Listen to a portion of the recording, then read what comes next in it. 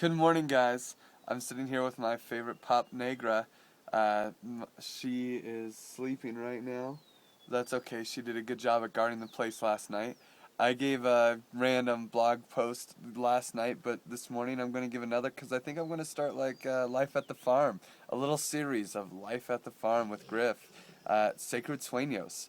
So this is the first installment, and I'm going to talk about the lessons I learned in the first week while I was here. This is day 7. Sacred Sueños. So I'm here alone with Negra, who's kind of a magician. She somehow got untied, and with other people she bolts down the hill to find people she loves. But Negra and I have a tight connection, so despite being able to untie her leash, she just hung out with me last night. She found me up in my campsite and was hanging out up there. And then she came back with me, and she's been following me around at the farm. I had to feed chickens, I had to feed the dogs and cats, and just do all the other chores, check the water tank, mop the floor, which I couldn't find the mop, so I'm just going to use a rag, because I haven't done it yet. But I'm just about to have breakfast after 2 hours of work getting the farm ready in the morning. And I wanted to mention some of the lessons I learned because I found that permaculture actually doesn't feed people.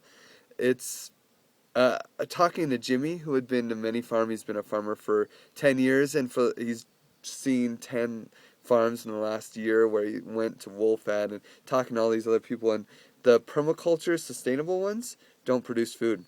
They just don't. It's too hard. It's too hard to harvest. It's too hard. Life grows too fast. Weeds, because in permaculture, weeds aren't weeds. There's no weeds.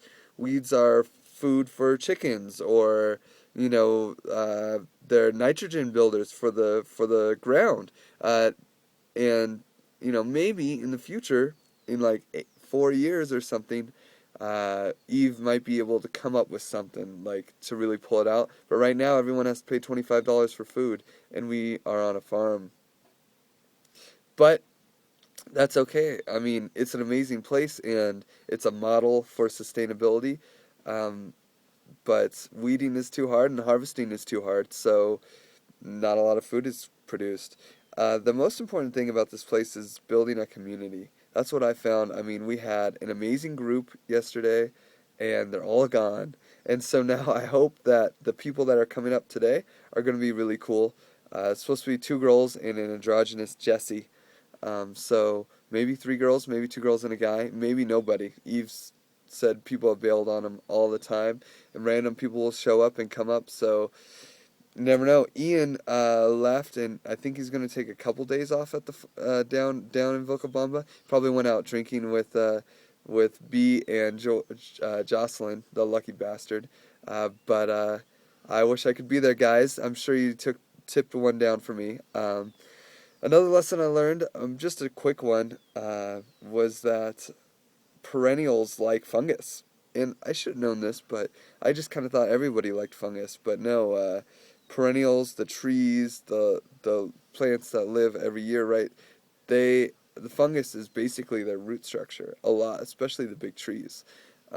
They decide how to bring the nutrients to the trees. So there's this awesome book that Dano Vitalis references and Eve has on a shelf called Mycelium Running.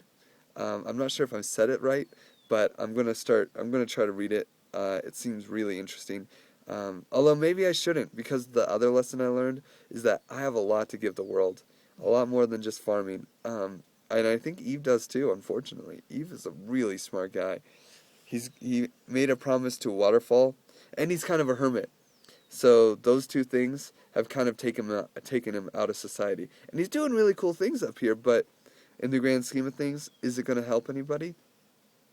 I don't know. It's helping me, though. So maybe he doesn't know it. He thinks his mission is to build a sustainable portion of land up here, but maybe his mission is just to inspire lots of cool people to do lots of cool things, because that's what he's definitely doing. He's not really growing a whole lot of food, but he's growing a whole lot of inspiration, and I appreciate that, Eve. Well, I'll see you guys tomorrow.